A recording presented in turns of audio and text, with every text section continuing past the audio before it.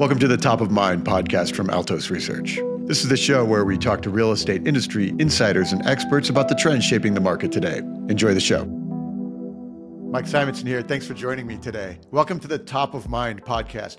For almost 4 years now, we've been sharing the latest market data every week in our weekly Altos Research video series. With the Top of Mind podcast, we like to add context to the discussion about what's happening in the market from the leaders in the industry. Each week, of course, Altos Research tracks every home for sale in the country, all the pricing, all the supply and demand, all the changes in that data, and we make it available to you before you see it in the traditional channels. People desperately need to know what's happening in the housing market right now. The 2024 market is showing really fascinating signals already. So if you need to communicate about this market to your clients, buyers and sellers, go to altosresearch.com and just book a free consult with our team. We'll review your local market and how you can use market data in your business. So speaking about communicating about the market, I have a terrific guest today, Tristan Ahumada. Tristan became Rookie of the Year at Century 21 at age 24, his first full year in real estate. He is now one of the top 1% agents in the US. This claim, by the way, is verified by RealTrends. I looked it up. So that's great to know. If you're not familiar, realtrends.com, it has a searchable database, so you can go see the top performing realtors in the country, and Tristan is among the very best. Tristan also created LabCoat's Agents in 2014 as a Facebook group for real estate professionals. And that group, he's grown that group to over 137,000 members. He is a social media strategist, a frequent speaker at many levels, different real estate events and brokerages around the country. So Tristan's a master communicator with video, with social media, on stage. So I asked Tristan to join me today so we can talk about talking about the market, reaching people who need to understand and make decisions. And we'll talk about his business, his journey, and whatever else we can learn along the way. So Tristan, welcome. Thanks for joining me. Dude, I'm happy to be here. Thanks for having me. Awesome. So let's have some fun. Let's start with background. Tell us how you got into the business and what your journey has looked like and why you started LabCoat's Agents 10 years ago. Yeah, man. It's a 10-year anniversary this year, or 2024. I started in 2004, right out of college, and I was living in a room with my wife at my mom's house. And I asked my mom what I should do with a history degree. And she said, look, real estate agents drive nice cars. And she was right. So I jumped into the business, man. I went to law school at the same time, and I didn't finish law school because real estate took off crazy. And then it didn't. 2004. Right? And then it crashed. And I was like, damn it, I should have gone to law school fully. Anyway, that was the journey. Then I started speaking around the nation after we went deep with online leads through 08, 09. And Realtor.com took me all around the nation. And then I kept on getting the same question. How are you converting online leads at a higher rate? What are the processes, tech, systems? And so my wife said, you should start a Facebook group. And that's when I started a Facebook group just to answer those questions. And then it took a life of its own. And and the rest is history. And the rest is history. So, so online leads at the time, 2008, there was some social media things starting to happen. I know I started blogging, I think it was 2006, in that time, like writing about the market and things. What was it at that moment where you said, oh, this is the path for me? It was nothing else was working for me at the time. I came from a telemarketing background. So I'd sell ink cartridges, windows, door to door, back in the day, dude. And expireds, door to door was not working 07, 08. And so I came across, and you might know Craig Proctor. I think you know Craig. I came across one of his PDFs that said, hey, you should try Craigslist. And I was like, oh, I'll try Craigslist, right? So I posted a few posts. It's like, hey, properties, take a look. and people started inquiring. I'm like, whoa, wait a second, this is crazy. So I say, if one works, how about 20 in an hour? And 20 worked in an hour. I'm like, how about 60 to 100 in an hour? And then my account got blocked. Yeah. But that's what started it. I was like, whoa, this is insane. And then I went to Google AdWords, right, with Tiger Lead back in the day with Howard, right? And then I came across Realtor.com because they're local to me. The Westlake Village, their headquarters was in Westlake Village. And they called everyone locally first. And my last name is with an A. So it was just the luck of the draw, man. They called me and said, hey, we've got a new product called Co-Broke Connections. And I'm like, that sounds like Craigslist. And I'm like, I'll take the whole county. And they said, okay. They didn't know what they had. I didn't know what they had. And I literally went from a few hundred to thousands of leads a month. And I didn't know what to do. And so that's where it came. I was like, oh, let's figure out the systems and processes. That's amazing. That's really quite a journey. Right place at the right time, but also a willingness to try things. A lot of times we are like, we have our hurdles of like, oh, that's that's garbage stuff out there. Why would I do that? So that's a really says a lot about your openness at that point. Yeah, thanks, man. It was fun. We failed. We failed all the way to the top, which you know how that is. I've done a long journey myself. Okay, so then you started the Facebook group, and that was not until like 2014? 2014. So by that time, I wanted to do a blog, or I wanted to do something. You remember the tech savvy agent guys, right? Steve Passanelli, Chris Smith. And I'm like, I want to do something like that to help the industry. And so I ran it across my wife, president and board member of, oh my God, and she said, start a Facebook group. And I was like, Facebook? So I listened to her, and obviously she was right. The thing blew up. In that process, I learned a lot of things, though. One of them was, my wife's always right. That's number one. But aside from that, social was way more powerful than I gave it credit, than I was initially giving it credit to. And I'm like, what else am I not paying attention to on social? So then that started taking me to different routes like Instagram. And then when TikTok came across TikTok, YouTube. And so we've gone deeper in all of these and discovered that there's still a long way to go. But I'll tell you one thing that, again, just being at the right place at the right time with the right mindset was when we were running the group, we were also testing out Facebook lead ads before anybody else. So Facebook dropped them in 2015, and we immediately started testing those out in real estate. They were in the audience when I was speaking one time. And then they came up to us and said, you're running Facebook lead ads really well, and you have a Facebook group. Can we fly you up to Palo Alto to explain to us what you're doing, how you started, and how we can help out? I'm like, yeah, we'll do that. So we got flown up to Facebook's headquarters, and then we got flown up again, and then again. And then they said, hey, we want to start a real estate advisory board for the nation. Can you help us? And I'm like, yeah, I'll help you.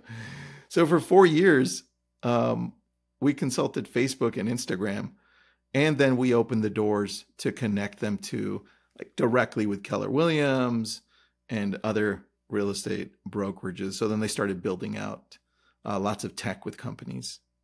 But that was a different journey, which then opened other doors, man. Yeah. Well, that's cool. So one of the things that I was thinking about when you're talking about using these channels for communication, reaching people, is I have just the last 4 years been doing video with Altos, and as soon as I started doing that, I was like, wow, why haven't I been doing this for a decade? It took me a long time to recognize that I should be doing video. It took a pandemic for me to sit there and go, oh wow, the market's going to tank for the pandemic. I'm going to tell people what's happening. And then it didn't tank. And so I started doing the videos just because I was assuming that the market was going to crash. I had no idea about it. But one of the things that strikes me in communicating about the market, especially on social media and video and YouTube, is that so we have, I don't know, 15,000 followers on our YouTube channel. The biggest real estate YouTube channels are orders of magnitude more. Yeah. Those folks are, for the most part, housing crash people. Yep. Always. They talk about they every day, there's some crash, the American consumers, all of the things, and have been for years. And so my question to you is, how do you think about communicating in these channels when there is a clear path to success, meaning viewers' attention, and even if that is like there's that thing, and to me it feels like a disingenuous way to pursue attention. So my question is to you: how do you think about communicating in these medium? I've thought about that, man, and believe it or not, I've talked about it with Gary Keller, Glenn Sanford. We've had conversations deep, specifically about this. And we've all noticed, and it's apparent to you, that the extremes is what the algorithm favors all the time because it gets more views. And it makes sense because that's what they want. They need more eyes on their stuff. And if extremes are going to get it, they're going to ride the coattails. And so we decided really early on that that's not the brand we want to have. So it really comes down to you, the listener, or the person who's going to use social, and say, what are the values that I have? What are the principles that I'm going to use when I create content? Because I could easily go the other route and bait and switch people, right? I have all of the tools. I have all the knowledge. I could totally do what some of these people do, but I don't. That's because I'm here to help people out. I'm not here to tell you one thing and then do something else. It's just not my style. Even though you and I, dude, I follow you on X, right? Sometimes it's just like, I can't. It's so crazy how some people just bait people to make money. I'm like, people are just being baited so you can get sold on whatever coaching, membership, program they're going to sell you. And it's crazy to see that people fall for that crap. Yeah, and they demand it. It's wild. Okay, so you said you have followed some values when you create content. Yeah. Do you have those written values or articulated? Tell me your values. So we had to outline these because, through going to social, you also get a lot of hate, right? And sometimes if you're not used to it, actually all the time, if you're not used to it, initially it hurts a lot. And you have to kind of go through the process of just getting used to that and saying, oh, I understand this world, right? You either shy away from it or you embrace it and continue to grow. And in that process, I created something I call iSpark. It's an acronym. I had to remember the acronym, right? I had to remember it, so I made it into an acronym. That's what happened. And I would start with K, even though it's iSpark, but I couldn't figure out an acronym that I could remember that started with K, right? So let me start with K because I do a lot of the things that I do. Krispy Kreme donuts. That's with a K.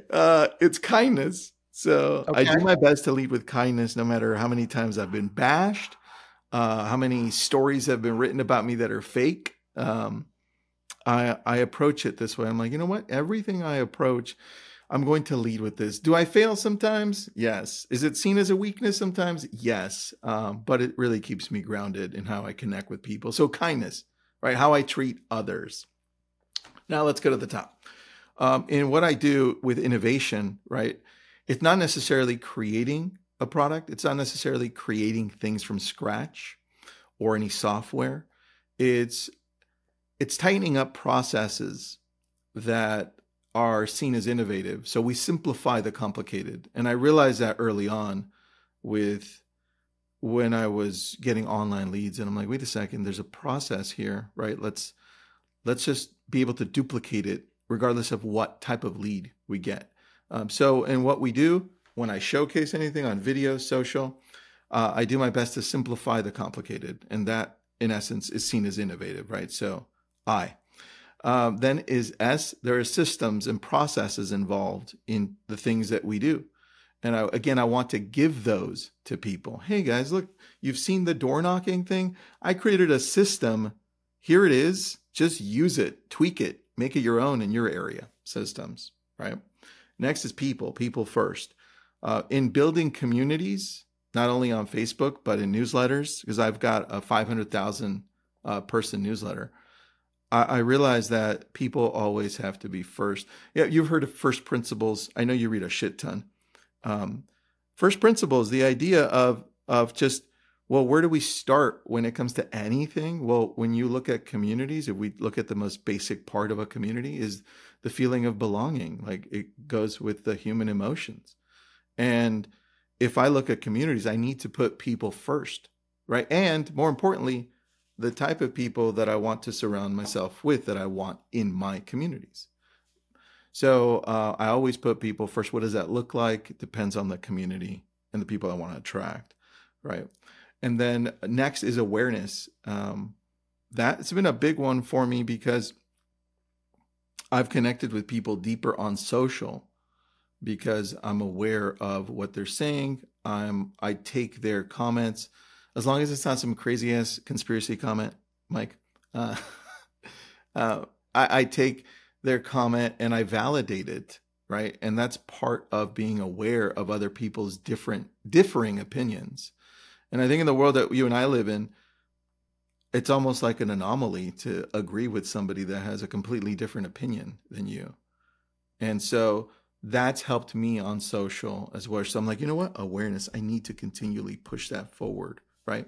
And then R is resilience. Like I need to have that. In our industry, especially when you're out there, you have a target on your back. And people are going to hate on you. They're going to love you. And you have to take both. And so you're going to get knocked down and you just have to get back up. And if you don't, then that's where you end up failing. But you've got to figure out how to get to where you want to get to continually because it's never going to stop.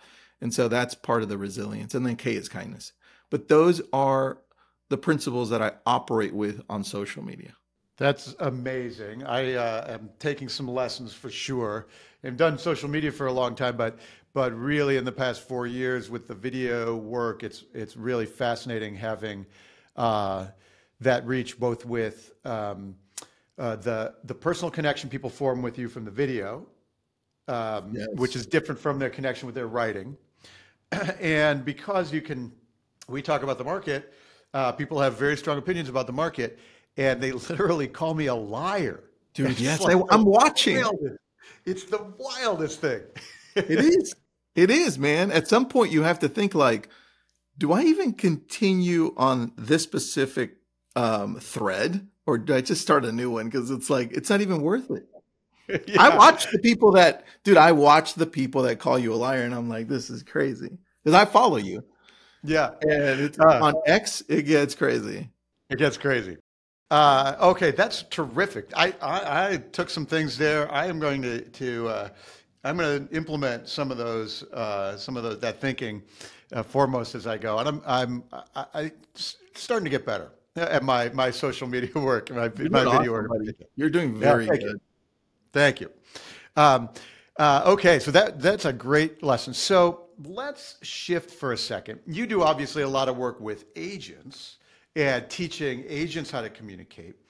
What about your message with buyers and sellers right now? I mean, you still run a big real estate business, so Yep.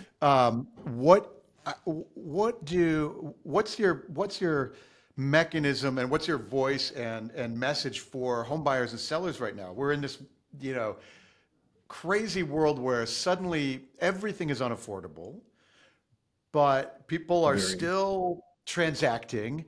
People are afraid. We've been expecting a recession for 2 years. Like, what do you tell people now? Yeah. So we've early on, one of my other failures was not doing a great job with my past clients or my sphere because of online leads, right? We were so heavy on online. We're like new leads, more new leads. And what happened to my past clients? So 2015, I started shifting over to taking care of our past clients and our sphere. And what we noticed is that created its own form of attraction to continue to use us. So for us as a real estate company, we focus a lot on attraction. And that means, there's a recent stat that we've been using a lot of. This is internally, that 95% of the homeowners aren't transacting right now. Only 5% are on average, right, in a year. And if we look at that and say, well, what are we doing with the rest of the 95% of the homeowners, right? That opened up our eyes and saying, God, we need to take care of them during now this 10-year average that they're not doing anything. And so what we did is we built another acronym for you, okay? Yeah. But we built a system that I reverse engineered from saying, why are we getting one referral a day? What's going on? And the acronym is HOP, right? And I didn't start with O because that to me is the most important one because OP didn't make sense. So it's HOP. Okay. And it's your brand needs to meet them at home, online, and in person. And these are your core past clients, core sphere. So people that would recognize you if they saw you at a supermarket or anywhere in your community. And here's how it works. My brand's going to meet them at home with it could be either or all of them, okay? Depending on how much money you make. It could be as simple as you picking up handwritten notes from Target or Amazon. They're cheap. It's like $10 for a few. Is your brand meeting them at home with a handwritten note card that you're writing? Right? And if you don't have money, you better be writing them. But if you have some money, go to Handwritten or Audience or some other company, right? Have that automated. Next, postcards. They actually still work. Just the messaging has to be right? So they're getting postcards from us. Next, we put a lot of our clients, our core past clients and sphere, in a gift, a quarterly gift that is sent out to them. I mean, you can use a company like Client Giant or whoever, I don't care. And then the fourth one is some type of magazine that they get that's value driven. So 4, 1, 2, 3, it doesn't matter. Your brand needs to meet them at home, monthly, quarterly, whatever you want. Next is, it's online. Your brand, and this is the most powerful one for us, your brand needs to meet them online. So that means you need to have, and I go to the free ones first, but you need to have a newsletter. And that newsletter needs to provide actual value, not, hey, spring forward, fall back, right? Like value. What does that value look like for me in the community? I'm concerned about what's happening here. What are we building? Tell me how it is to live here and what I should do, right? Newsletter. Online also encompasses remarketing, retargeting. Like there's no reason your whole database shouldn't be retargeted or remarketed to. It's pennies for the amount of people you can retarget on social. 70% of Americans are on Facebook, dude. That's 70% of your database on average. Everyone should be. And it's, like I said, it's like you could do $1 a day. So that's happening. Next is social. And a lot of people don't use social, but a lot of our past clients are on social. and I go and search for them on social and connect with them on social. We have a simple thing that we do daily as a team where I created this one for while I was consulting with Facebook. I did it for their other verticals, and then I added it to real estate. It's what I call like, comment, message.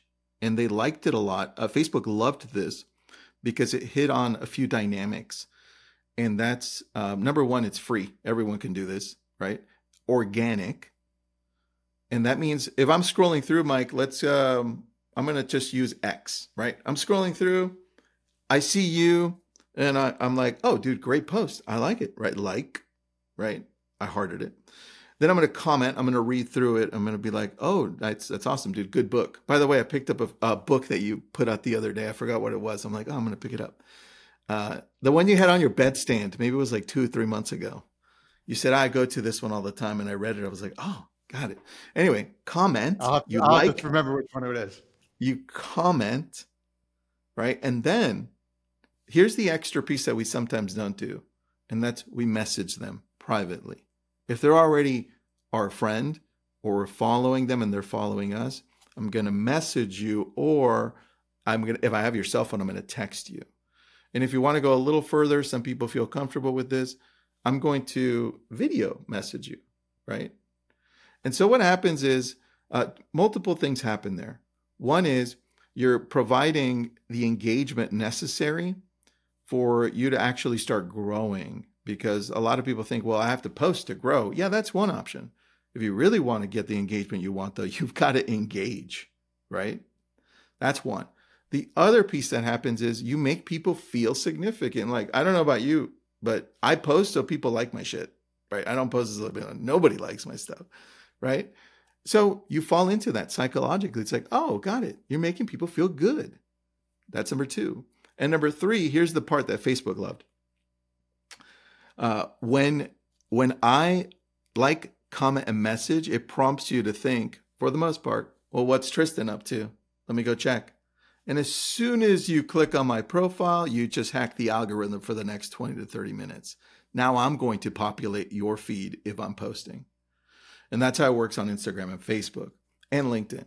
So if you do that often enough, people will text you and message you like, man, you're on my feed all the time. I'm like, yeah, it's crazy, right?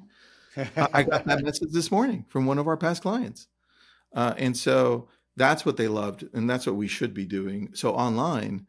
And also, dude, I don't know about you, but all of our competitors as real estate agents, right? The big portals and even new home builders, they're using Google AdWords. And then they're taking the leads, or they're selling them or giving us referrals off of them. And so why not just go and use Google AdWords on your own? Like, just type in, if you're listening to this, type in homes for sale and then put your city. Chances are very high you're going to have one of your competitors at the very top. And there's usually 3 or 4 if it's a bigger city. And so we do Google PPC heavy, and we market on there often. So that's online. Again, another option there. Do you guys use Google PPC in what you do? You know, we have experimented with paid over time, not successfully at all. Okay. We have, Altos is an expertise business. And so the relationship is, oh, these guys know what they're talking about. And so the link from like, oh, I want market data to like, it's more like you get into our universe. And in fact, the, posting and the video and our webinars and things like that is like, that's how we help people develop their relationship to trust us and those kind of things. So, but this is terrific, because I can tell you a couple of things that as you're talking, like I know when you comment on Twitter X on something I post, like I recognize, oh, Tristan's paying attention. Like, and I've had that experience with you, with a comment that you've made on my Twitter post. And like that is like I understand exactly what you're doing, what you're saying here, and I appreciate it. things about retargeting is really fascinating. We've done a little bit of things like that. We don't do paid. We haven't done any real paid marketing at Altos in years, and Well, so you don't need to, man. You've attracted some amazing teams and brokerages that just distribute like I distribute your stuff all day because it's so valuable, right? well, that's what works for. We give away a lot of content as opposed to paying for things. But there's like I'm learning here. This is terrific. It's really great. Well, So that's here's the online part of your well, hub. there's a piece on the Google PPC that I just want to drill down because we've done this since the Google ads since 08, 09.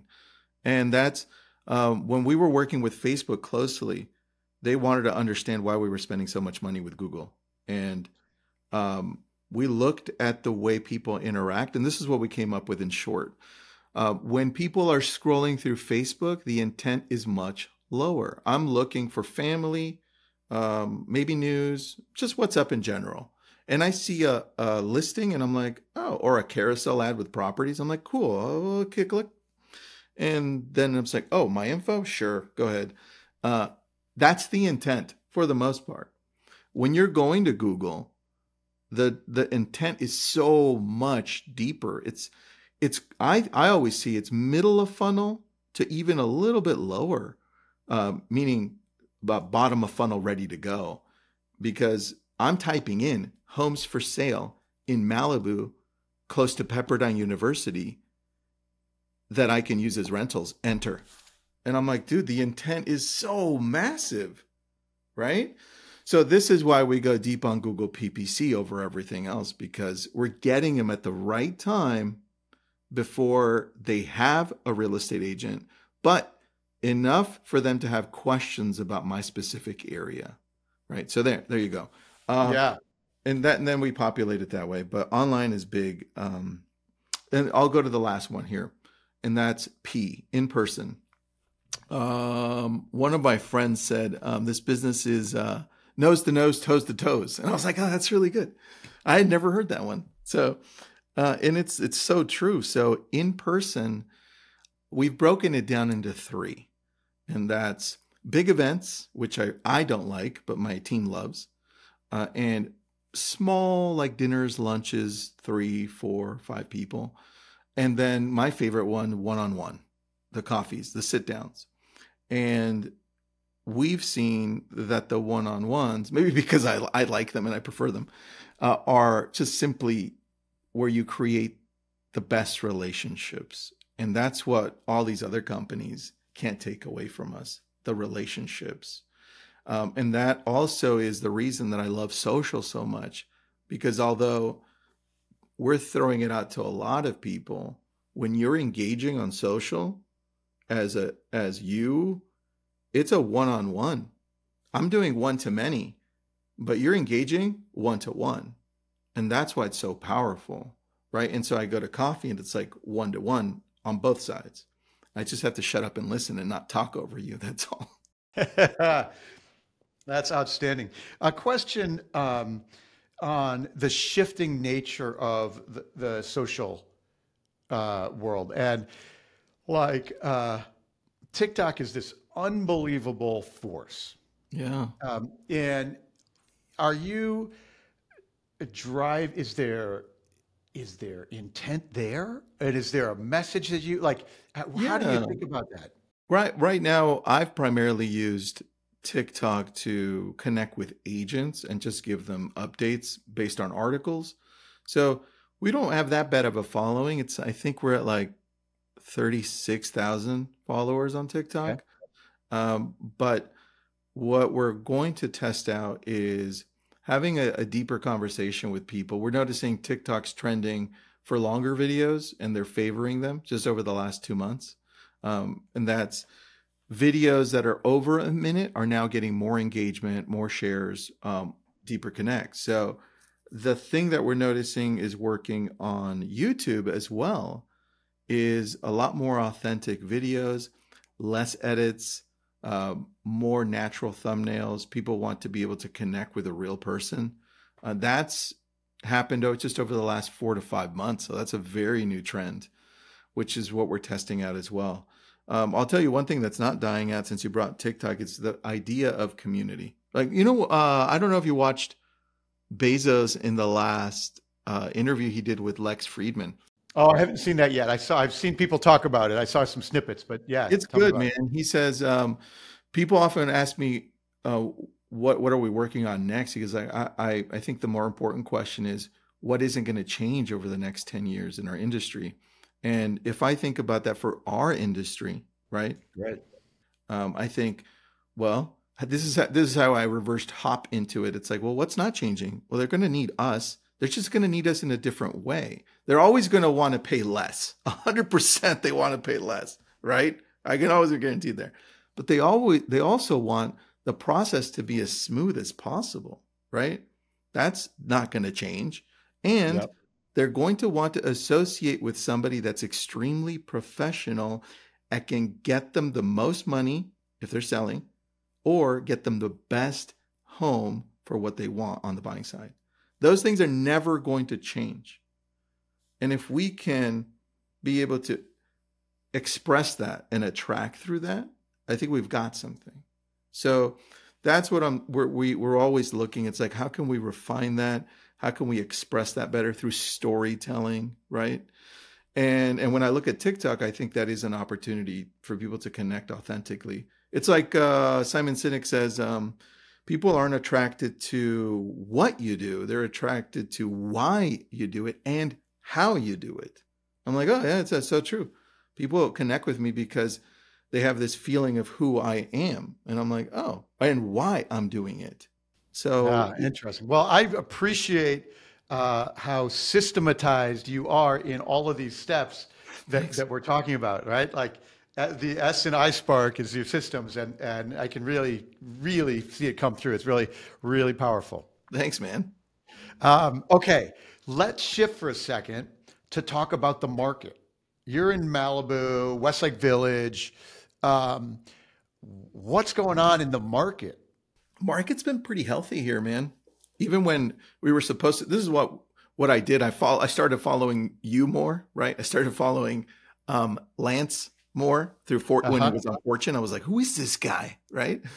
I followed him, and I followed Logan as well. I followed you guys through COVID because the very first thing I saw was like, this isn't crashing. We're not paying attention. So I need the data because this isn't crashing. And so when I started looking at the data, I realized that it wasn't crashing and we were going to have a trajectory of upwardness, and it happened. I was like, fuck yes. I mean, yes. And so here locally, you have all the stats, and we looked at them. We didn't go through a really terrible time in Southern California. In fact, San Diego, Ventura County, LA County have been doing great. And even now you take a look at our stats. The epicenter of everything that happened that was bad was Austin, right? And the surrounding areas, which sucks. But even now, as things are shifting slowly, we're on a trajectory upwards locally. And it's hard to explain that to locals when they're watching the rest of the world, right? Because if one thing was extremely apparent to us through these last few years is that everything was very regional. Like in our area, California, we lost a lot of people to Idaho, Texas, and other places. So people were wondering, how bad is it? But it really didn't get that bad for us here. And now prices are still going up. We're still low on inventory, very low on inventory. And sometimes they need us to be able to explain, well, what is happening? Extremely low. And that's why I love going to yours, because when I go to Altos, type in the zip code, I have on the right, there's a table, right? And I literally just go Command Shift 4 and I crop it and I text it to my clients. That is what I do, dude. That's how easy it is. And they're like, whoa, thanks. And this is the one piece that has helped us out a lot. Every time I have a conversation with somebody, before I have a conversation, if I know I'm calling past clients, my core sphere, whoever it is, I know exactly what I'm going to give away. Meaning, I've got something for Mike. I got something for you. Listen, once we hang up, I'm going to text this over to you. Take a look at it. Let me know what you think. If it's from you, if it's from KCM, it doesn't matter because I'm driving value at every point of contact. And that's what I think a lot of real estate agents are missing. They end their calls with, listen, if you have a question, call me. Or I'll call you in a month. I'll call you in 2 months, right? You miss such a big opportunity to impact them and say, oh, Tristan's always giving me value. Yeah, for sure. That's great. You know, you talk about screenshotting the little market profile table of the Altos report. When agents ask me about how do I do video and talk about the market, I say, take up your Altos report, look at the market profile and read it. You go, the median price is this. Inventory is here. It's up this week. You know, like read the data to people. Actually, hold on. I didn't think about this. That little table that you have on your right, you can let it for your area. If you're listening, your area, snapshot it, put it in a green screen behind you on TikTok, stand in front of it and say, hey, check out what's happening in, and then whatever city. And then you can take a look at days on market, which is awesome, right? Average price and all these other details that you can give a really quick snapshot on. That's a pretty good hack, dude. All right. I love it. Can't wait to see people do it. If you're listening and you do it, send me and Tristan the link so we can check it out and share it. Terrific. Okay, so the market is surprisingly resilient this year, on the way up. Is that true at the super high end? Have you seen any softness there? It's been a little softer, but one thing we did notice is that, and I don't know where it's coming from, but dude, people have cash and at a high price. Yeah. They make their own rules. Yeah. Like I can't explain it to you, but like 30% of homes in Malibu sell all cash, and a lot of times sell off market. Like I didn't even know it was for sale. Right. So I think luxury areas, extreme luxury areas are very different, and you can never guess because they're not the ultra high net worth individuals operate by different rules, meaning if they want to buy something, they could care less what the price is, right? They're like, I need that. And they come in, buy cash. So I think the ones that are watching get hit a little bit more are the ones right in the middle. So not the extra high prices, but the ones right in the middle, especially in our areas where you have the LA tax, mansion tax, which is ridiculously dumb. Like why? That's really hurt luxury sales in that I would say 5 to 20 million price point. When you start going up higher, at that point, nobody gives a shit. Like, it doesn't even matter. Yeah. But it's that right in between price point. You're now second guessing. It's like, I don't know. So that's what we've noticed, man. That's the sweet spot for tough times. Under our areas, you're looking at even like Santa Monica. Let's pick Santa Monica. 1.5, 1.7. It's multiple offers. Way, way low inventory. I think the last time I checked, double digits in amount of value that has gone up year over year, which is nuts. It's like what? Yeah, in this market. In this market, I think here's what I'm scared of. Because I still think, as great as people are predicting things, which they're not, I think that we don't know what's going to happen, and I'm scared of if rates drop too fast, right?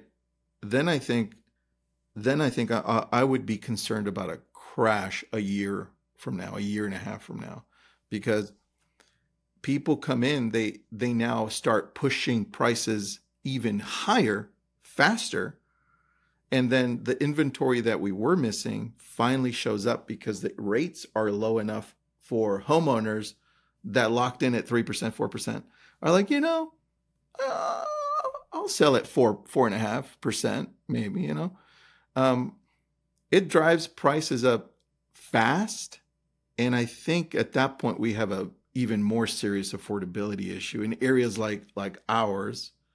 And that's concerning to me, man, because then I think I don't know what happens after that. Yeah. Okay. So this is not an uncommon fear. And the fear is that I hear people ask me a lot. And it is, if rates fall, is there a potential flood of sellers that might come out and go, oh, I can finally sell, and so supply is going to get stimulated? Yeah. In general, I disagree with that. I think that what's going to happen is actually the first part of your hypothesis there, which is rates fall, demand stimulates, inventory falls because we're buying more.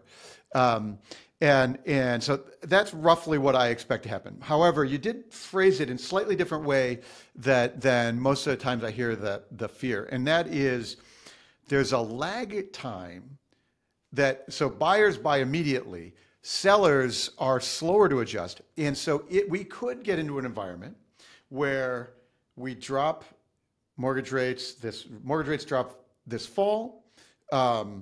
This spring, we stimulate a lot of demand that pushes prices higher, and then the sellers at the end of the year start saying like, "Oh, maybe it's time," right at the same time as rates go back up again, now we have the supply and demand imbalance. So I could see how that's a nuance to think about for 2025. I could see how that could potentially roll into place. And that's a good way. That's useful to me because I'm out there slugging away going, no, when mortgage rates fall, inventory is going to fall. And when they rise, inventory rises. But maybe with the lag time, we get some tricky timing there. That's the only thing I can see. But again, what we can see isn't the problem, right? Exactly. Exactly. But I'm not going to go freak out on the internet about it, okay? Because there's enough people doing that right now. Like, something's going to hit this year. Who knows what it's going to be? Yes. Okay. Real briefly, we're getting close to the top of the hour. This is terrific, Tristan. I really appreciate it. Thanks, brother. Tell me a little bit about running a real estate team and building a team over the last decade. I think you've got, how many agents do you have? 17? Yeah. That's 17. 17. That's what RealTrends told me. I looked you up today. Nice. So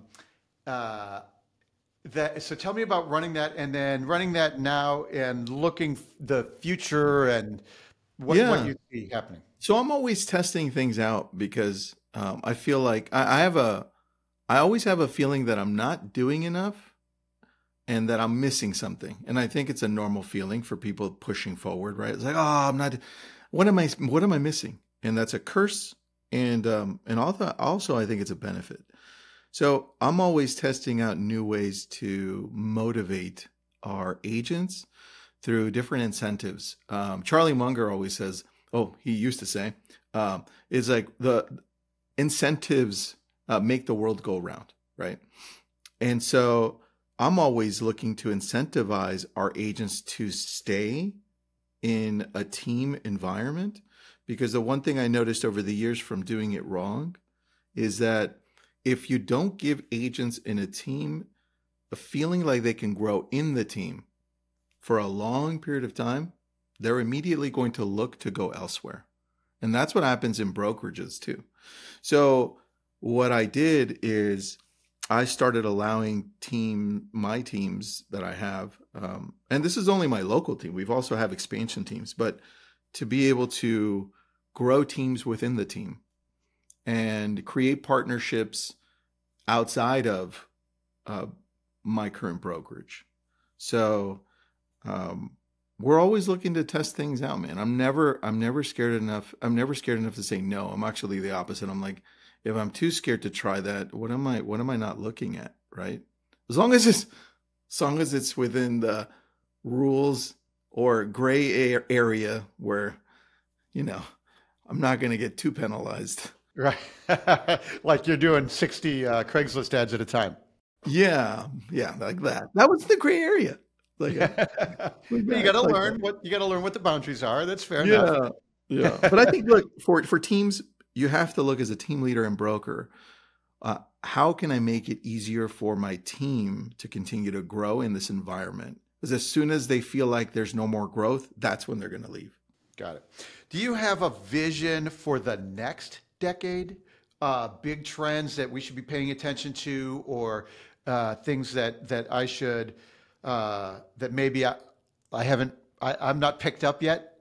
Yeah, I am noticing one thing, and I don't know how this progresses, but the idea of the single mega agent, I think nobody's paying attention to it. But Mike, with AI coming in so fast, there's no reason that I don't build out it.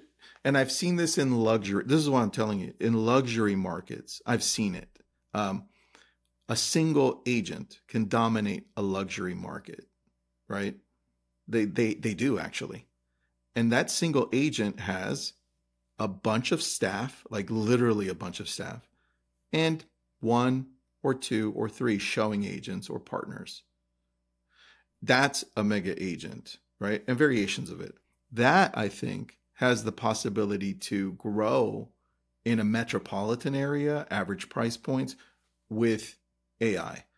Because if I can grab my phone and text whatever AI at the time is, and I say, hey, I want to write up a contract for Mike Simonsen, 2 million, 50% down, and here are the stats.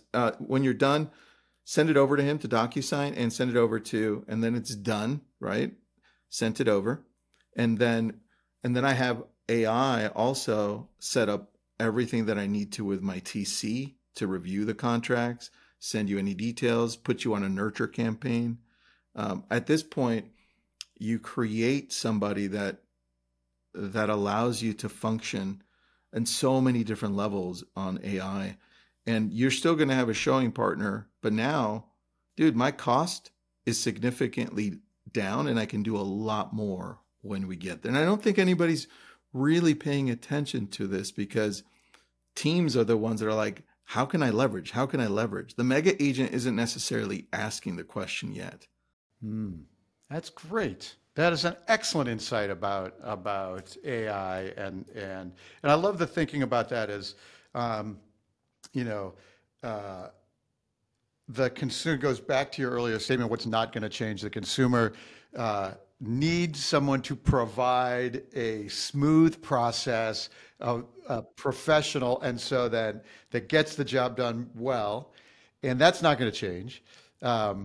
But it's the agent that can leverage the AI development to meet those things that aren't going to change. Yeah, that's it. That's a great way of putting it, man. And I'll tell you, I think, I'll leave you with this, but I think with real estate, we're taught to, as salespeople, we're taught to always, even though we're told not to, but we're taught to say, hey, look, I'm the best. This is what I've done.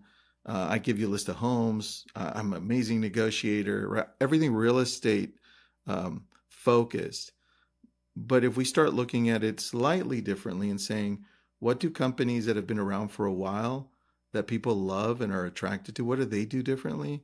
And that's where you start thinking of Apple, at least I do. And I think, how did he do it? It's like, he didn't sell me a computer. He sold me the idea that I should associate with them because they think differently. I want to be a person who uses Apple products because of that. And I think if we start thinking of our brands and our companies, even if you're a single agent that way, you start attracting people differently. This is why I'm focused so much on attraction, right? But that's what we're trying to build. It's like, what would that look like to attract the consumer to the idea of feeling and being associated with somebody like us because we make them feel this way, right? So anyway, we're not there yet, but love the guiding thinking. I'm sure by the time we talk next, you'll have an acronym for that process. Yeah, we will. We'll have it systematized, and then we'll review it then. Right. Tristan, Ahumada, thank you so much for joining us today. We've been talking about your social media presence. Obviously, LabCoat Agents on Facebook is the group, but where else do we want to guide people to go? Yeah, you can go to Instagram. That's Tristan.Ahumada, and that's AHUMADA. Now, message me there. I'll respond. All right. Instagram is a great place to reach. All right. Thank you, my friend. Everybody, this is the Top of Mind podcast. If you enjoyed the show, I appreciate the review, the like, so that other people can find us and help us reach more folks with great people like Tristan. All right, everybody. Thanks so much. Thanks for listening to Top of Mind. If you enjoyed the show, I'd really appreciate leaving a nice review on your favorite podcast app. That helps other people find us as well. Be sure to subscribe so you don't miss future episodes. See you soon.